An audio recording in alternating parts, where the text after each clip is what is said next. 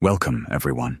Have you ever felt that the closer you try to get to God, the harder the world around you seems to push back?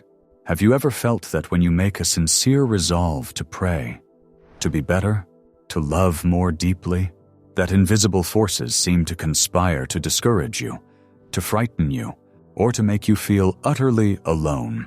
We often look at the lives of the saints and imagine them bathed in a perpetual golden light, walking a path of peace and serenity. But today, we are going to pull back the veil on one of the most terrifying, yet ultimately hopeful, chapters in the life of Saint Padre Pio. We are going to journey into the dark nights of Pietrelcina, into the cold winters of 1912 and 1913, to witness a battle that was not metaphorical, but physical. We are going to explore the question: how far will the enemy go to stop a soul from reaching God? And more importantly, how does God turn even the most brutal suffering into a triumph of love? Before we step into this sacred and intense story, let us take a moment to create a sanctuary right here among us. If you are carrying a burden today, a fear or a prayer that feels too heavy to hold alone, please write it in the comments below. If words fail you, simply write Amen. And I ask you, as an act of charity, to scroll through and find the name of another, replying with God bless you or I am with you.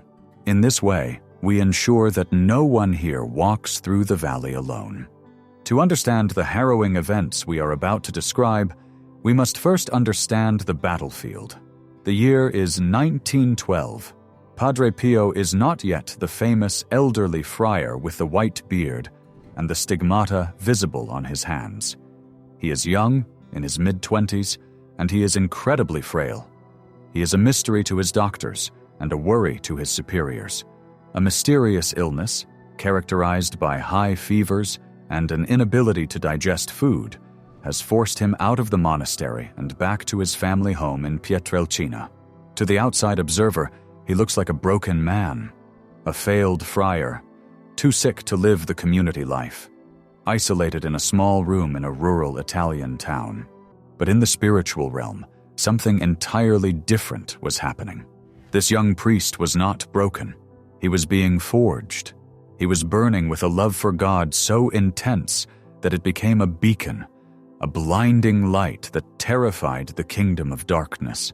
And because the enemy, the devil, could not tempt this young priest with the usual vices, with pride, with greed, with lust, he decided to change his tactics. If he could not seduce Padre Pio's soul, he would attempt to break his body. The accounts we have of this period come directly from the letters Padre Pio wrote to his spiritual directors, specifically Father Agostino. These letters are not vague theological musings. They are desperate, honest, and terrifying reports from the front lines of a war. In these letters, Padre Pio describes his nights not as times of rest, but as times of siege. He speaks of the bluebeards, the ogres, the foul creatures that would emerge when the sun went down. Padre Pio writes that the war was primarily about obedience and communication. The devil knew that if Padre Pio remained connected to his spiritual director, if he continued to receive guidance and act in obedience, he would become a weapon of mass salvation. So the attacks were almost always triggered by the arrival of a letter from Father Agostino or by Pio's attempt to write back. Imagine the scene. It is deep winter in the mountains of Italy. The stone walls of the room are freezing. The wind howls outside, rattling the shutters. The young Padre Pio is alone, perhaps kneeling by his bed or sitting at his small desk, trying to pen a letter to his superior, trying to describe the movements of grace in his soul. Suddenly, the atmosphere in the room shifts. The air grows heavy, suffocating. The silence is broken not by the wind, but by a presence that radiates pure malice. Padre Pio described them as ravenous tigers. He said they would appear in hideous forms, sometimes as wild beasts, sometimes as terrifying human figures. Their goal was singular: to terrify him into submission. They demanded he stop writing. They demanded he turn away from the path of strict obedience. They tried to bargain with him. They told him that if he would just act without contempt for others, if he would just soften his resolve against sin, they would leave him alone. They offered him peace, but it was the false peace of compromise. When Padre Pio refused, when he clutched his rosary or made the sign of the cross, the psychological terror turned into physical violence. This is the part of the story that is hardest to hear, but essential to understand. The devil, frustrated by the friar's unyielding will, would manifest physically to inflict pain. In his letter to Father Agostino, dated simply 1913, Padre Pio recounts a night of particular brutality. The demons, appearing as these foul creatures, lunged at him. They did not just strike him. They sought to humiliate him. They stripped him of his nightshirt, leaving him naked in the freezing air of the room. This stripping was not just about the cold. It was a mockery of his dignity, a way to make him feel utterly vulnerable, exposed, and defenseless. Then, the beatings began. Padre Pio describes being hit, struck, and thrashed. It was a frenzied assault. He speaks of being bruised all over. Imagine the sound of the blows in that small room, the gasps of pain from the young priest, the mocking laughter of these dark entities. This was not a hallucination. The next morning, his family or fellow friars would see the physical marks, the deep bruises, the welts, the exhaustion in his eyes. He was being assaulted by an enemy he could see, but whom no one else could fight for him. The violence was savage. He likened them to Barba Blue, a reference to the folktale monster Bluebeard, emphasizing their cruel and murderous intent. They wanted to kill him, or at least they wanted to make him wish for death. They wanted him to despair. They wanted him to believe that God had abandoned him to the wolves. And perhaps the most harrowing detail is what happened after the assault ended. The demons, having vented their rage, would vanish as quickly as they had arrived, and they would leave Padre Pio there, on the floor. He writes that he was left naked and paralyzed. The physical trauma was so severe that he physically could not move. He lay there on the cold stone floor, in the dead of winter, unable to reach for a blanket, unable to call for help. Try to place yourself in that moment. The adrenaline of the attack is fading, replaced by a throbbing pain in every limb. The cold is seeping into your bones. The room is pitch black.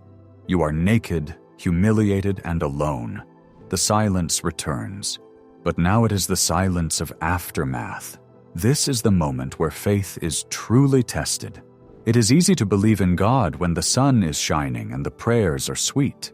But to believe in God when you are lying bruised on the floor, shivering, with the taste of blood in your mouth, wondering why the angels did not intervene, that requires a faith that is supernatural.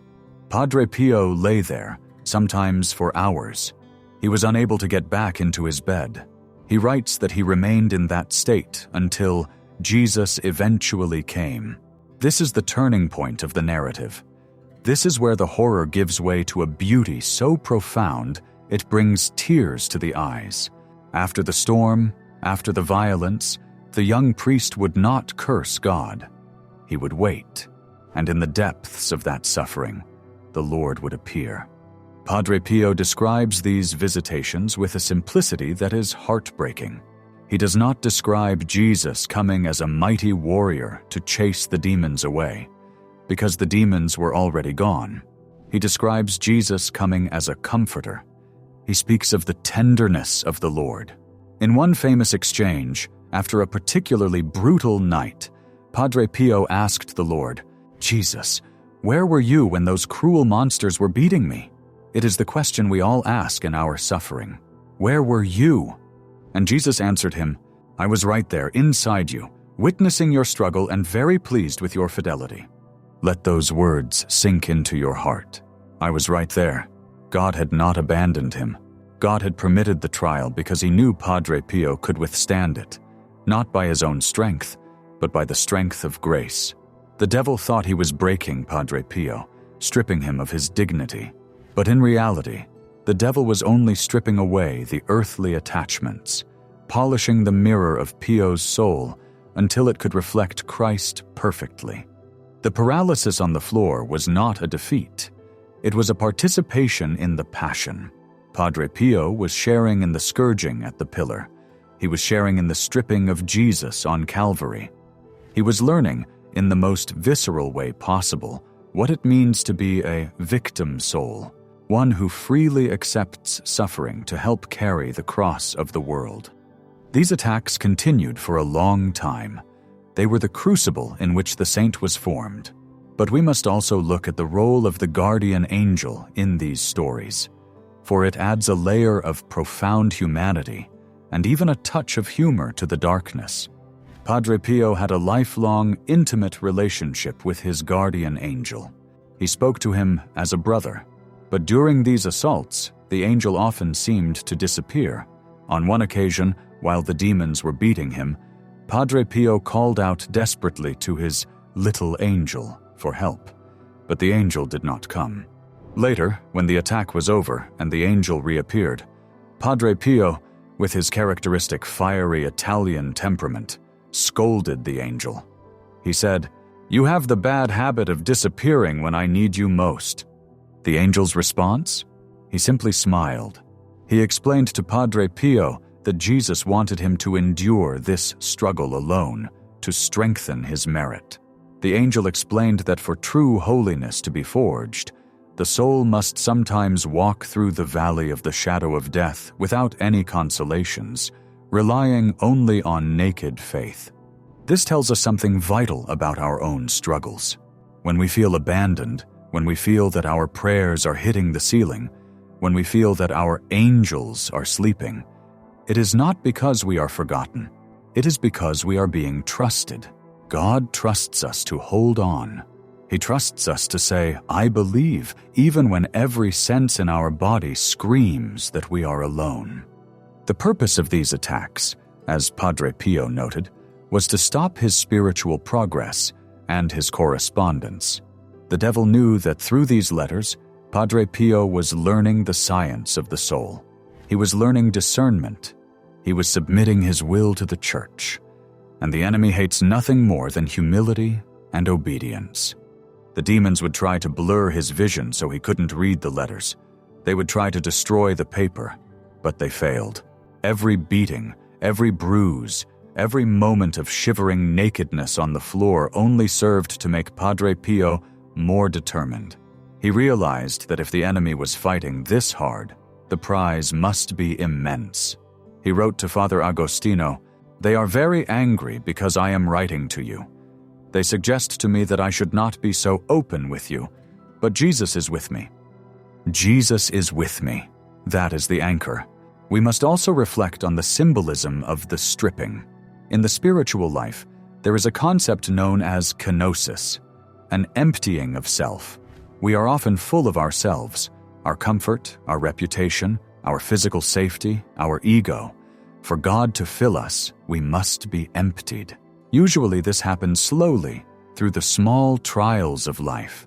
For Padre Pio, a giant of the spirit, this emptying was violent and total. By stripping him naked, the demons inadvertently revealed the truth of the human condition before God. We come into this world with nothing, and we leave with nothing. All we have is our love. All we have is our fidelity. When Padre Pio lay on that floor, he had nothing left to cling to but Jesus. He couldn't rely on his strength. He was paralyzed. He couldn't rely on his clothes. They were gone. He couldn't rely on his health. He was sick. He was reduced to the absolute essential, a soul loving its Creator. And in that space of total poverty, the riches of heaven were poured out. It was in these dark nights that Padre Pio developed the capacity to suffer for others. Years later, when thousands of pilgrims would flock to San Giovanni Rotondo, bringing their cancers, their broken marriages, their sins, their despairs, Padre Pio would take those burdens upon himself. He could do so because he had already been to the bottom. He had already faced the ravenous tigers and survived. He knew that the devil's bark was loud, but Christ's bite was final. He knew that the pain of the night always gives way to the joy of the morning. We look at these stories, and we might feel fear. It is scary to think that such evil exists and can manifest physically. But if we stop at fear, we miss the point. The point of this story is not the power of the devil. It is the impotence of the devil in the face of a soul united with God. Think about it. The devil, a fallen angel of immense power, unleashed his full fury on a sick, frail young man in a farmhouse. He beat him, stripped him, terrified him, and yet he could not get the young man to commit a single sin. He could not get him to stop writing a letter. He could not get him to stop loving Jesus. In the end, the devil looked foolish. All his violence was useless against the armor of humility. As Padre Pio would later say, the devil is like a mad dog tied to a chain. Beyond the length of the chain, he cannot seize anyone. And you, keep at a distance. If you approach too near, you let yourself be caught. Padre Pio was within the reach of the chain because God allowed it for a greater purpose, but his soul remained out of reach. So, what does this mean for us today? We may not face physical demons that pull us out of bed or strip us of our clothes. Our barba blue might look different. Perhaps your demon is a chronic illness that leaves you feeling paralyzed and useless. Perhaps your demon is a struggle with addiction that beats you down every time you try to stand up. Perhaps your demon is a relentless depression that strips the color from your world and leaves you shivering in the cold of isolation. Perhaps your demon is the mockery of others who do not understand your faith. Whatever your battle is, the lesson of Padre Pio is clear. You are not alone on the floor. When you are beaten down by life, when you feel stripped of your dignity, when you are too exhausted to move, do not believe the lie that God has left the room. He is there. He is witnessing your struggle with a heart full of love. He is gathering every tear, every bruise, every moment of endurance, and he is turning it into glory. Padre Pio's paralysis on that cold floor was a form of prayer. His inability to move was an offering. When you cannot pray with words, when you cannot do anything for God, simply being there, holding on, enduring with patience, that is a prayer that shakes the foundations of hell. Furthermore, this story teaches us the power of obedience and spiritual guidance. The devil attacked when Pio wrote to his director. This tells us that we should not isolate ourselves in our faith. We need community. We need guidance. We need the church. The enemy wants to cut the supply lines. He wants us to think we can figure it out on our own. But it was the letters, the connection to authority and obedience, that kept Padre Pio safe in the truth. And finally, remember the tenderness of Jesus. The same God who allows the storm provides the shelter. After the night of terror, Jesus came. He always comes. He may not come on our timeline. He may not come in the way we expect, but he will never leave his faithful ones in the darkness forever. As we conclude this reflection on the dark nights of Padre Pio, let us look at our own scars, not with shame, but with hope. The bruises of life are not signs of defeat. They are medals of honor if we bear them with Christ. Padre Pio, the man who was stripped and beaten by demons, became the man who healed thousands. His suffering carved out a cavern in his soul, capable of holding the ocean of God's mercy. Your suffering is doing the same. If you are currently lying on the cold floor of a winter season in your life, unable to move, waiting for the dawn, hold on. The ravenous tigers are chained. Their time is short. The victory has already been won. Jesus is right there, inside you, whispering, "I am here. I am pleased with you. We will rise together." Thank you for listening to this account of Padre Pio's battles. May it grant you the courage of a lion and the peace of a dove. If this story touched your spirit, please share it with someone who is going through a hard time. And remember to check the comments to offer a word of hope to those who have asked for prayer. In doing so, we become the angels that do not disappear when needed.